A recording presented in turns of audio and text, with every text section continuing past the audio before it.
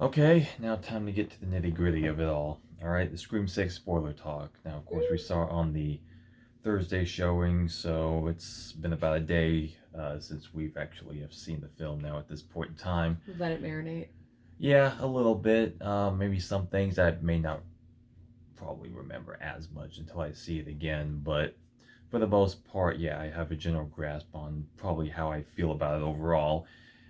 So our initial thoughts about it, I would safe to say that I know you liked it. Um, you liked it more than the previous one? You would say Mm, because well, probably because I didn't have to watch Dewey die again. yeah, Because I mean, like it that was hard. yeah. I mean, again, I know a lot of people have their qualms about that, and I certainly do. I can be fine. Again, I've stated before in other videos that I'm okay if you can kill certain characters off in the right way or by the right people, if the right things are in place. And for the most part, I felt like the way that that scene was executed, for me, I thought it was fine. By the end, as far as the reveals and stuff, I was a little bit iffy just because I'm like, because for me, as far as that one, it was like I thought that Richie was a halfway decent killer. I felt like Amber was a bit lackluster, so I just was like, I wasn't feeling it as much because of that. And but the film as a whole, I felt like it was still a solid Scream movie for what it was, as far as just kind of getting back to basics and kind of doing that retread of the original in that certain way. I thought it was fine. This one as a whole, I knew going into it that I was expecting that given the new setting and given, yeah, we got that first one out of the way, we're going into this, we're going to probably change things up a bit, be a little bit more out there. Again, new setting, perhaps more aggressive ghost face. And for the most part, I felt like, yeah, it was a good time, pretty much from the start almost to the finish, for me personally, just because I was really wanting them to play up the idea of, yeah, a ghost face that has a little bit more of an edge to them. Now, as we saw in the one full length trailer, that they had the lines like "You've never seen one like me, Gail." Those lines were actually in the movie. They just put those in there just to, I guess, advertise more, be like, oh, it's different. But I guess we'll see how different it actually is. Oh Which, yeah, director's cut. Blah blah blah. well, it was probably just used for trailer, just for Oh, I advertisement, mean, just to kind of get people and be like, oh, well, what's different, this and true. that. You And you never know. and for the most part, yeah, it was different as far as Ghostface and their attacks and what they brought to it, like the ferociousness in the attacks. Not any other more unique kills. Again, I was kind of expecting probably some other, more unique, like Jason Voorhees, like maybe find some random stuff use against The somebody, sleeping bag. or yeah, Ghostface sleeping bag kill. Nothing quite like that. Probably the most unique kill in that regard is the ladder sequence, which not really using a weapon against anybody per se, but as far as that sort of death, it was pretty brutal, I must say. So I mean, just I like the intensity and the suspense factor of that scene as far as the shaking of the ladder, and you could just feel like the full on fear of that girl, especially just hanging out. I mean, as anybody would, you're no safety net whatsoever. You're just like Well, about to yeah, fall. because like, It you, does kind of play with your like your phobia yeah, of heights a that's little bit. exactly what I was gonna go for was that, and like your knee-jerk reaction would be like to grab on and hold on. You know what I Yeah, mean? Because it feels, yeah, that was kind of the feeling that I had. I'm like, yeah. I mean, and we've seen people be thrown off of ledges before. We saw oh, what was it? What's her name? Sarah Michelle Gellar. She got stabbed and thrown off a ledge in part two. Uh, Dion Richmond got thrown off the ledge in part three. So we've seen people fall off ledges, but we've never seen anyone full on, like, yeah, head hitting the side of the dumpster, and you're just like, oh shit. yeah. I think that was one of those crowd reactions we had Oh in the yeah, theater. That was, yeah. I can't remember. There were a few, but No, that there might have been were, one. as far as like a crowd pleasing moment, as far as like just again, just those instantaneous reactions. You're just like, you're getting them in this movie, and with the stabbings. But I would say one of the things, though, as far as the stabbings go, were a bit, even in comparison to previous Scream movies, that a little bit more, let's say, non-survivable. I would say. Yeah, the I mean, we've seen. Okay, look, I know it's very very much a fine line for a lot of people. I mean, we've seen before with Dewey, again as in part two towards the end, where yeah he gets snuck up behind, he gets stabbed. It seemed like he could die, this and that, and it was showed up he was fine. But that was so like such a minimal touch. Well, we don't really know the exact details of what could have happened as far as movie standards and for Scream standards.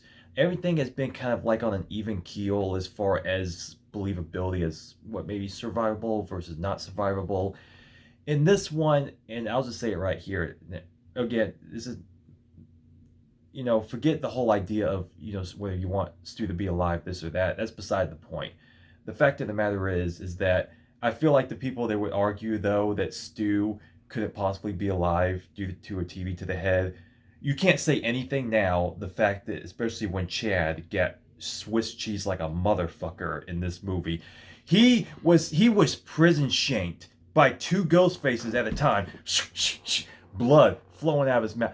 There's no fucking way, dude. They stabbed the shit out of him, and he got they up. did him dirty. He Dude, should have been. no fucking way, dude. That's the first Yeah. time in this series, or really in a long time, where I'm just like, Come on, really, man. motherfucker? No way in hell. Unless like I'm watching John Wick, because I know John Wick is going like a video game level as far because he fell off the ledge, he landed on this fucking track. Like that's video game s type of shit. I get that, but with Scream, is for especially for like the standard, I'm like, dude, that argument is null and void. Like I said, whether you want him back or not is beside the point. As far as survivability, that means all of jack shit when you get shanked like the way he did and he gets up just fine. Hell, I thought Mindy got it just because the way that they executed the knife. I thought she was as good as fucking dead. Straight in the gut, just fuck you. I just didn't feel, even at that moment. If you perforate the intestine, you're just the way that she got it, but Chad got it, they doubled down. He got it twice as bad. I'm just like, no fucking. I was like, oh, they fucked him up. And he gets up. I'm like, what? Even if that was Sidney Prescott, even if I feel like, yeah, you shouldn't touch Sidney at this point, even I would have been like, bitch, you should be dead. No fucking way. Like, you should have been done for. I'm just like, that just to me, as far as like the consistency of that was just a bit like, what were you doing? That just makes no sense to me. I don't know. Yeah, it's like a what? I mean, if you really want him to live, pull back. Just what? pull back a little bit, or just done it to someone else. I'm just saying, it just didn't add up to me. I was like, even though I'll give him the following moment as far as actually, for the first time, really seeing two ghost faces on screen at the same time, and then they had the little simultaneous like little. That was hot. It's like they perfectly routine this shit, been like. Like, yeah, nailed it. Yeah, that was really awesome. But yeah, it's just one of those things. It's just so odd to me. But I it is what it is. I can't do anything about it. So, okay. So as far as the characters, so we said before that even though in the previous movie I would say that they didn't really you didn't really get as much time as you probably should have with a lot of the main characters to really kind of get a feel for them as much. I feel like you kind of get more surface level ideas of who they are as opposed to previous Scream movies where you really kind of have more time to breathe with them a bit. This one definitely makes up for that as far as really kind of connecting with them a bit more. So for you, everyone was pretty much, on par for you. Any particular standout that you like maybe more than...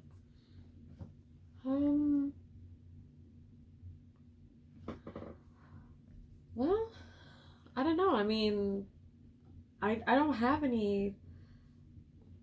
I don't have a particular standout. I mean, that's not to say that they didn't all do a good job. I mean, the core four, haha. Yeah, that was cute. I mean, yeah. I thought that was fine for what they were doing. That's fine. They were good. Obviously, I mean, they name dropped Sydney. Gail was just fine. Her poor significant other, man friend, yeah, not so much. Yeah, she poor went dude. to the dark side, did she? But okay, well, you Come on, mentioned. girls love chocolate. Give me a break. Uh, well, hey, Um, okay, but just hanging on the Gale there for a second. How okay. did you feel about, because obviously we've seen that Gale from the start of the series, she started off as kind of bitchy report. She's just kind of just getting the facts. She's getting her story out there. She didn't really care about this and that or certain people as long as the story Oh, was that out. one line she had though was good. Which one? Well, what? Oh, what was it? What was the scene that It, happened? I, it was. I think they were like on their way to that the shrine thing, the warehouse shrine thing, Uh, and like doing oh, her job, oh, blah blah yeah, blah. yeah, I That know, exchange yeah. that was good. Yeah. No, there were. See, some of the dialogue, I would say. I mean, we'll get to that a little bit more into Right. that. But some of the dialogue, I felt like there were some actually like good singular lines and back and forth with characters, and some other things were probably a bit too out there.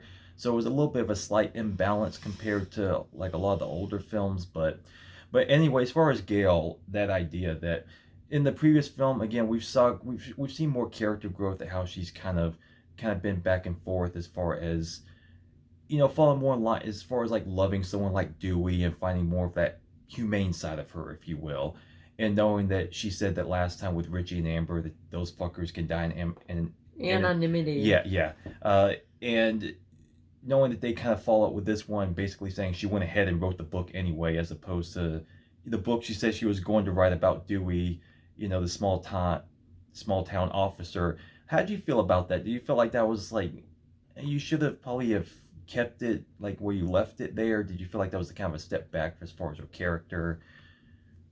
You know what I mean? I just felt like Yeah. they probably should Like, have. girl, why?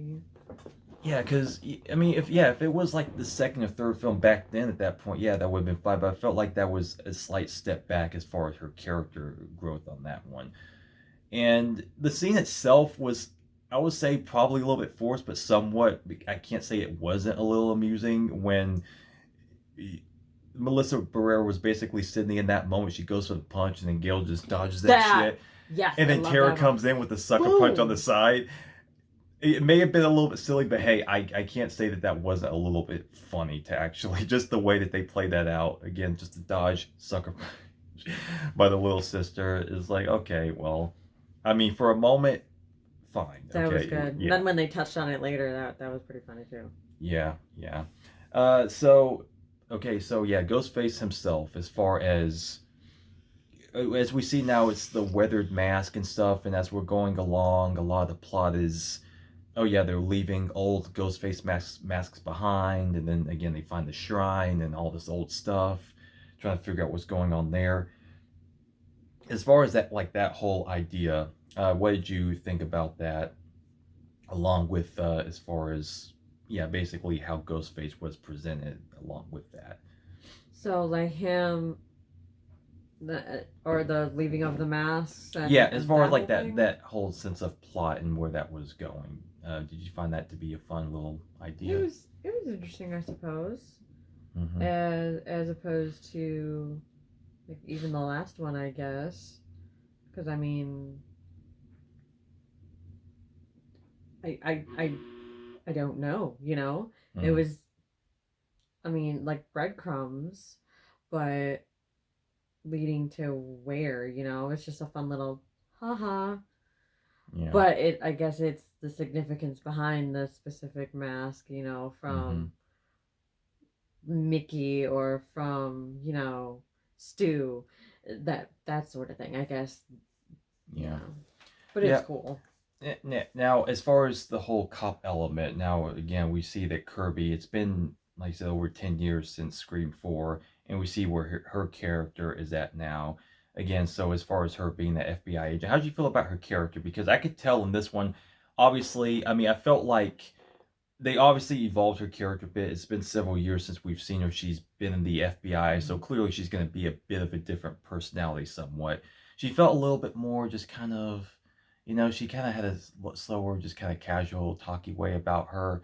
that was kind of interesting. But you saw like little hints of where that old Kirby was. And there's a very subtle little bit here that I've noticed is like when you notice when she was sitting down eating food. Just I just noticed just slight touches the way that she was like biting the sandwich and then taking a drink. I just felt like she was a teenager just sitting there watching movies on the TV. It's just like little character touches like that that felt like that was kind of Kirby of old in a way. You know, her Mhm. just being this FBI agent just. So how did you again feel about her inclusion? Did you feel like they did enough with her? Was she, how did she feel to you about that? I just had the thought, because I know I said it to you before.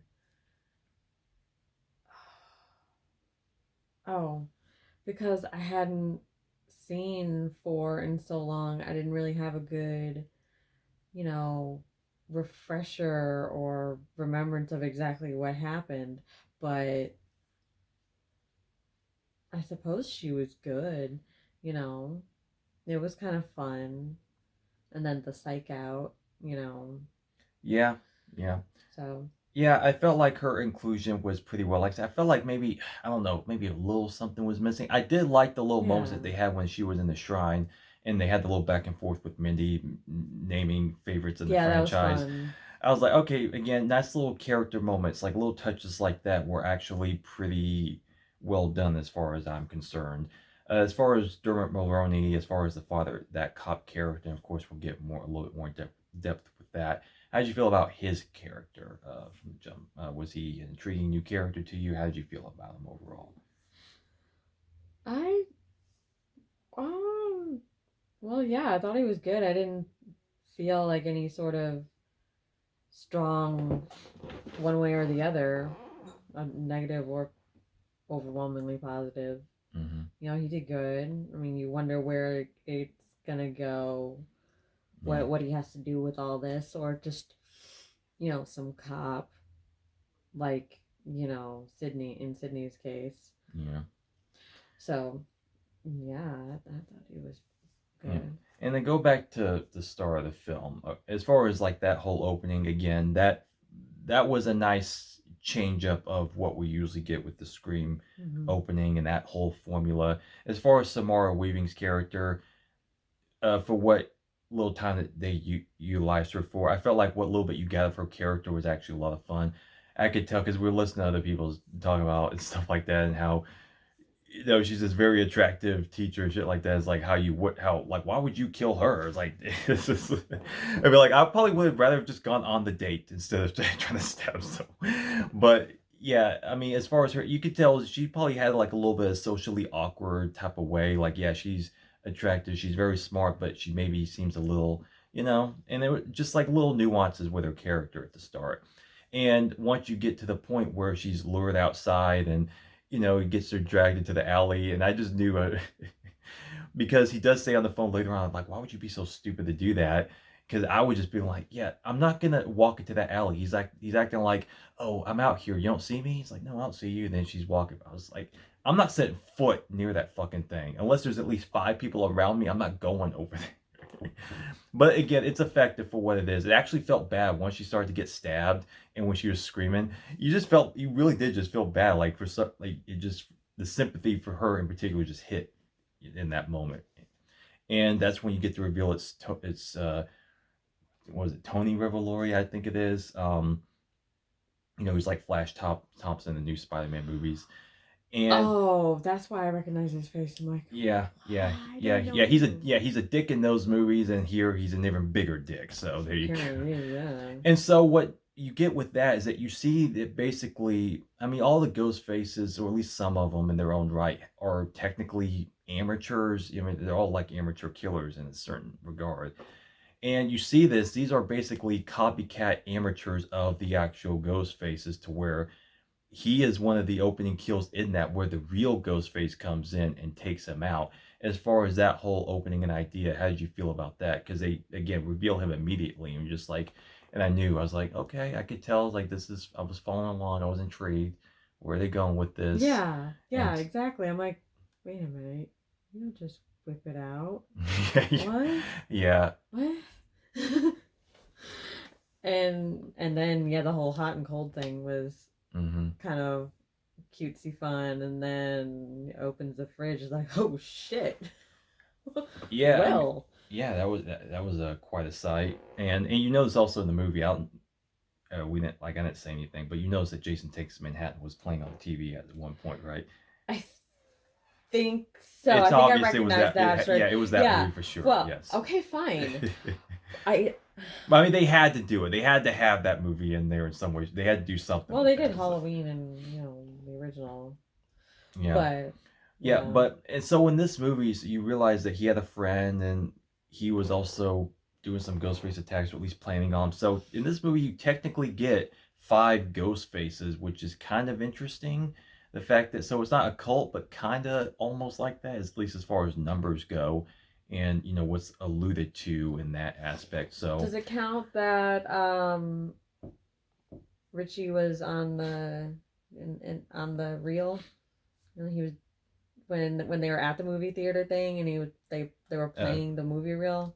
nah, I wouldn't say that. No, Can't, no, no, no, no. You don't want to no, no, split no, hairs. no, Mm. no, no. Haha. No, okay. So, and yeah, again, so the movie does have a good, solid pace. The characters do have some good moments. And going to, like, in particular, the Mindy character, again, I felt like, as far as the rule explaining and them going into the whole idea of requels and this and that, and that's when I started to realize is that they actually were kind of, in a sense, mirroring Scream 2 in that regard, as far as the college campus idea and this and that. Mm-hmm. Especially by the time you get down to the finale and the theater room and stuff like that.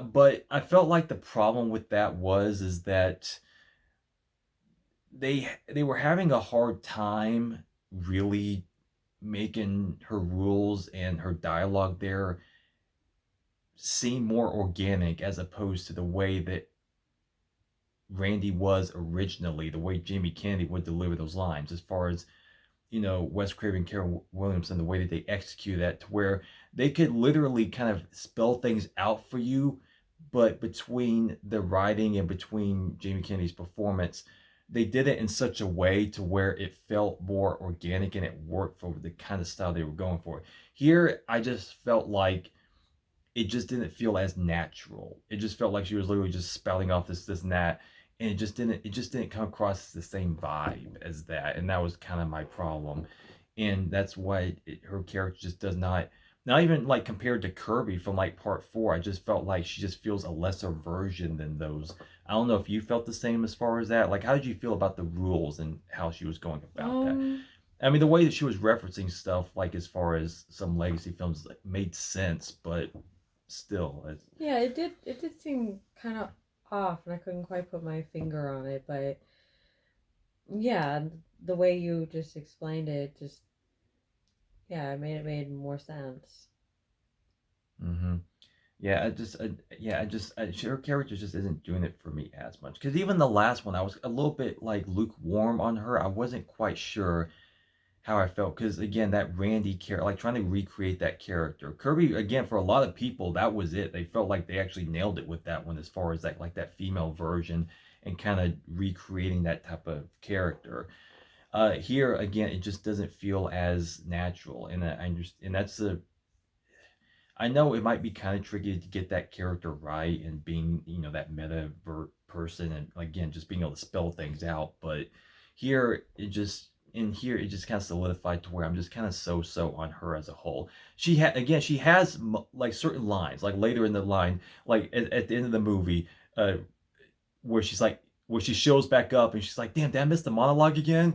And shit like that. It's like, she did have some Like, how fun the little hell are lines. you up on moving around? And then Yeah, exactly. when she Exactly. climbed in and said, "Oh, I'm on a whole lot of drugs or whatever." Yeah, I mean, That just was fun, cute hilarious. moments, but again, with certain things surrounding it, like as far as the stabbings and how people are okay in certain moments, and just it was just a little bit uneven on certain notes, and I'm just like, I mean, if they had just tightened certain things up a little bit, if they maybe gave a couple people a little less stab here and there, a little bit more natural dialogue, just maybe pull things back here, everything could have been just that much more sharper. But And as far as the new guy on the block, the cute neighbor dude, how did you feel about him other than his looks? Um, I think it felt kind of awkward at first, and then you find out Mm. that they're like kind of seeing each other on the down low. Um, some of the interactions seemed a little off, but otherwise, I thought he was decent. Yeah, I mean, again, I'm kind of like in the middle with him as far as some, maybe some things here and there, but for the most part, I feel like he still had enough charisma and likability about him to where I can kind of go along with what they were doing with him. I don't know if it was you that I don't know if maybe it was just me. I don't know. But did you have a hard time kind of understanding some of his lines at times? I don't. For some reason, I felt like I don't know. It was the accent or something, but I feel like every now and again, I just couldn't quite understand what he said. Not fully. Um, I just, at least to me, I don't know. I'd have to watch it again. Maybe I just. yeah, I would too. That does. I mean, something kind of fell off. I mean, I don't Hmm. know if it was just maybe one teeny little blip of a scene or, just maybe his delivery or whatever, you know? Yeah, I don't know because I I didn't really have don't that with know. anyone else. I think for some reason, I mean, because it sounded loud enough in the theater. It's not like I really have Yeah. a hard time. No, it was But I just don't a know if really I guess loud it was movie his in general. accent and maybe just certain line for some reason. He just sounded a little mush mouth at times.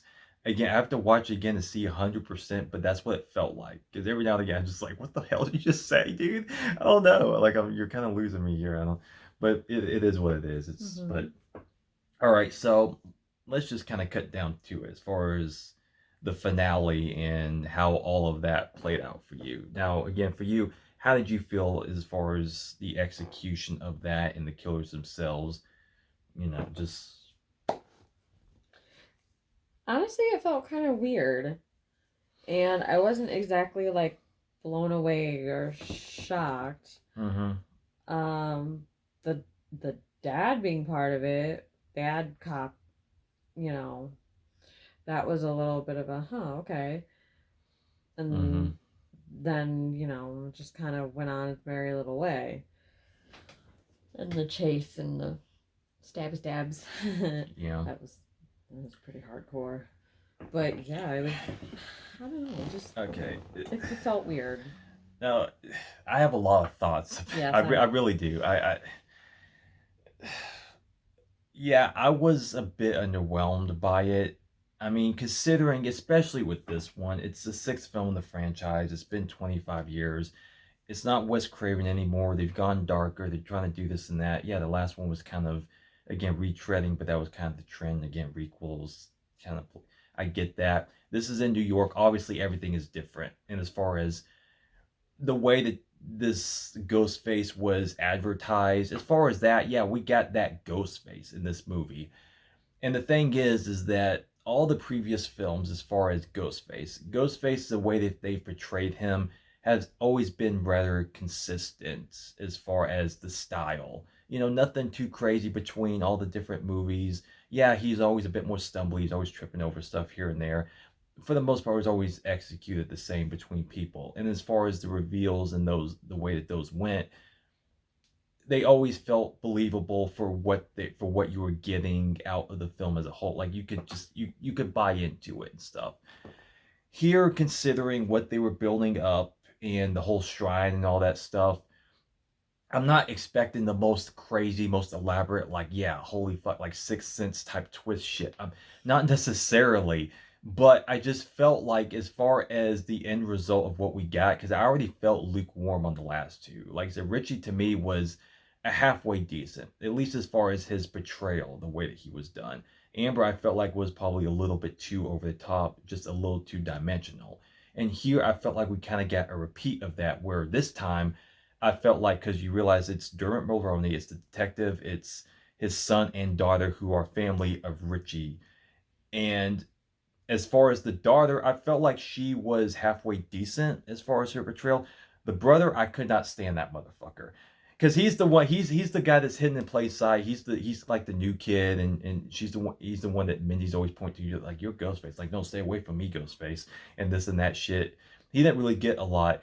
And to me, as far as the way that he portrayed himself by the time he was revealed, same thing with Amber. It's Amber 2.0, where again, I felt like she was okay, him not so much. And I just like, dude, you lost me with that shit. And especially knowing what we got with Ghostface throughout this movie. I mean, if we want to go back and reanalyze exactly, oh, well, who was Ghostface in this moment?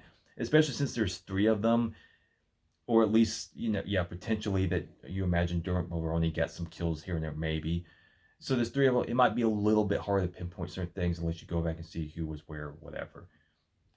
I could not buy those two at all as anywhere near the capable Ghostface that we got throughout this. If anyone, yeah, Dermot Mulroney, I would have bought him being the cop, him being an older guy, and I like that idea. I like the older middle-aged guy, potentially him being a part of him. I probably would have been okay with, but when it was the two kids, you lost me with them. And again, especially with that motherfucker, I was like, I am not buying into you for a second. You're just a little shithead. I don't know if you felt the same way, but that's how I felt about it. And I understand that Ghostface, I believe that, yeah, Ghostface is his own entity as far as the voice, as far as the mask. Yeah, it's different people, but they kind of take over that persona. But knowing how so far different and how far you've evolved the Ghostface in this particular movie, you're also going to have to have some form of believability within the characters once they're revealed. It's like, oh yeah, Ghostface can do all this and that, but you reveal to me a disabled person or something like that. I'm just like, well, I still have to buy into some sense that they are capable of doing, this and that to some extent. Like I said, Dermot Mulroney, if it was just him or maybe even Kirby, like, yeah, I could have believed that, if it was her being an FBI agent, her knowing this, she has the experience, I could understand that. But those two, I just couldn't quite grasp onto that, and it lost me again with that. And even as far as his performance, I felt like he was almost he was almost hamming it up just for the sake of hamming it up. And I know Dermot Mulroney is a solid actor. I felt like at that point he just knew what he was in, and he just kind of wanted to have fun with it and chew the scenery a bit. Even that, I felt like, okay, he should have been a little bit more reserved. He should have had a little bit more of that kind of like raw intensity that you got with Billy in the original, because the way that they were executed, they had layers. They had moments to where they were kind of yucking it up. They had the moments where Billy was really getting serious and telling you like it is, like this is what's happening, this and that. And the moments where he would get pissed off because of what was happening. There were different nuances within their performances. And as the series is going on, you're getting more of just kind of just the hamming it up just for the sake of hamming it up. Oh, the mask is off. This is who I am. I'm the fucking Joker at this point.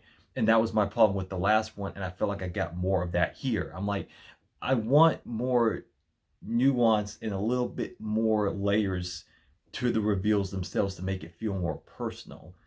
Because even Mickey himself, he was a lackey to Mrs. Loomis. And yeah, he was a bit like psychopath, but Timothy Oliphant's performance, and knowing that prior beforehand, he was a serial killer. Like, she just picked him up and was like, okay, we're going to do this. He just had these nuances as far as his performance to where he really believed, like he knew, like this is what he wanted to do. He was excited about it. But he just had the little nuances in his performance and the way he delivered dialogue that really allowed him to stand on his own. The problem with the previous Ghost Faces and a lot of these ones, they're not standing on their own. Because, truth be told, are you going to remember that those two kids at all compared to anybody else in the franchise? I mean, are you really going to believe that they're going to stand on their own? Are you really going to put them above, Probably above, not. above Billy, above No. Stu, above Mickey, above Mrs. Loomis, above even fucking Jill, Roman? No, you're not going to. You're not going to.